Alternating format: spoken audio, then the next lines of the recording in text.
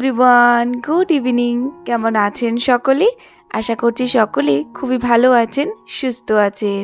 আমরাও কিন্তু বেশ ভালোই আছি। আমার নতুন আরও একটা ব্লগে আপনাদেরকে স্বাগত জানাচ্ছি। কে হলো বুধবার, ঘড়িতে এখন প্রায় বাজে ওই তো 5টার মতো। এখন থেকে সকলকে সঙ্গে নিয়ে ব্লগটা শুরু করলাম। সময় তো ওই সকালবেলার থেকেই ব্লগটা শুরু করি।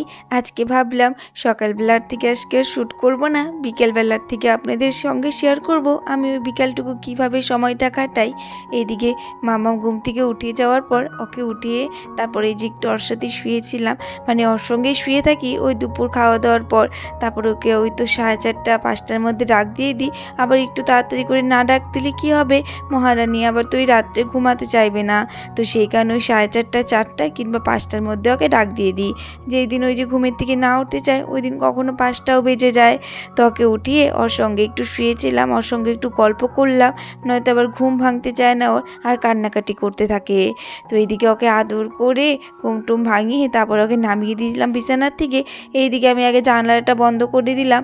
এই সময়টায় আমাদের ঘরে এত পরিমাণে মশা ঢুকে কি বলবো। জানেন তো এই বিকেল দিকে না দরজা জানালা খোলা থাকলে কি হয়, এত মশা ঢুকে পড়ে ঘরে, যেন মনে হয় এটা আমাদের ঘর না, এটা মশাদেরই ঘর। তার জন্য তাড়াতাড়ি করে আগে জানালাটা বন্ধ করে দিলাম।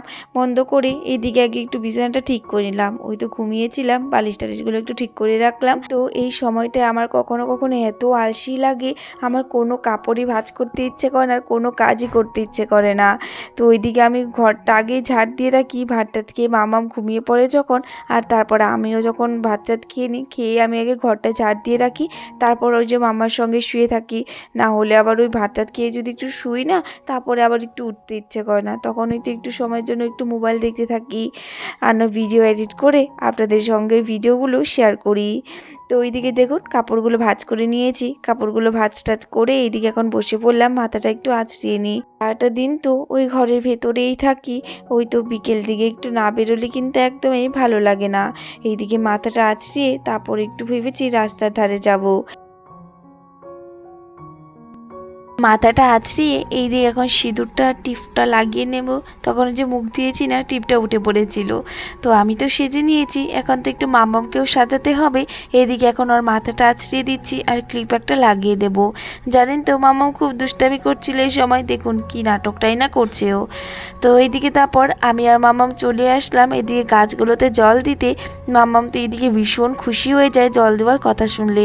ওই তো গাছগুলোতে জল দিতে ভীষণই ভালোবাসে। এবার যদি মাম্মাম শুনে যে আমি গাছগুলোতে জল দেব, সে তো কখন থেকে বলে যাচ্ছে মা চলো গাছগুলোতে জল দেব জল দেব। তো দুদিন ভরা বৃষ্টি হয়েছিল, গাছগুলোতে অনেক জল পড়ে গেছিল, তো সেই কারণে আর দুদিন গাছে জল দিইনি।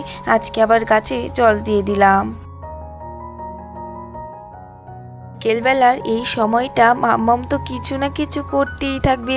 ওই তো আমার সঙ্গে গাছে জল দিল, আর হুট করে আবার চলে গিয়েছিল মার সঙ্গে।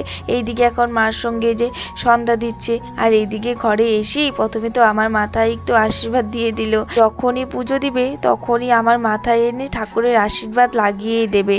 তো এইদিকে এখন এই যে দেখুন কিভাবে আমার মাথায় আশীর্বাদটা লাগিয়ে দিল, আর দিয়ে তারপর চলে গেল। যাও যাও, রাঙামণি চলে গেল।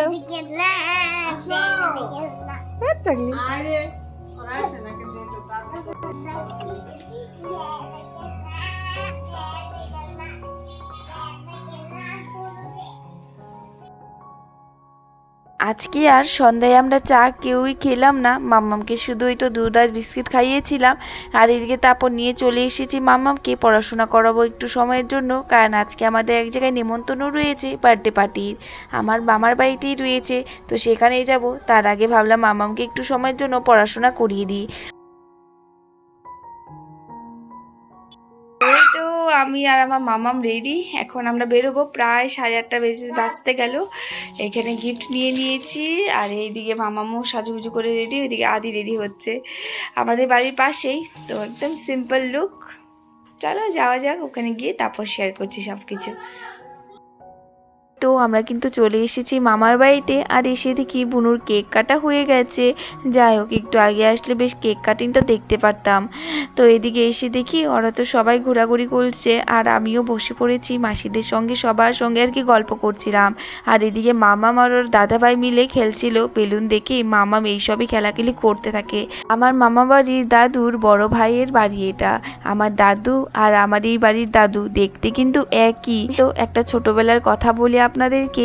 আমি যখন ছোট ছিলাম, এই মাসির বাড়িতে যখনই আসতাম, আমার এই বাড়ির দাদুকে দেখে আমি বারবার করে দাদুকে বলতাম, দাদু তুমি এখানে থাকো, আমাদের বাড়িতে কেন যাও না? তখন তো আমি বুঝতেই পারতাম না যে এই বাড়ির দাদু আর আমার দাদু একই দেখতে। যাই হোক, এইসব আর কি করতে থাকতাম। তো এইদিকে তারপর আমি চলে আসলাম রান্নাঘরের দিকে। এইদিকে মাসি আর কি লুচি ভাজছিল, আর সবাইকে দিয়েও দিচ্ছিল। ফ্রাইড রাইস, একটা তরকারি করেছিল পনির দিয়ে, আর এদিকে বুটের ডাল, লুচি। আর এই যে চলুন দেখিয়ে দিচ্ছে আমার দাদুকে। এই যে দেখুন, দাদু এখন বেশ বয়স অনেকটাই হয়ে গেছে।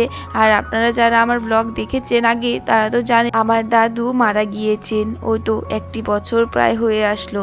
আমার এই বাড়ির দাদুকে দেখলে যেন মনে হয় আমার নিজের দাদুই এখানে দাঁড়িয়ে রয়েছে।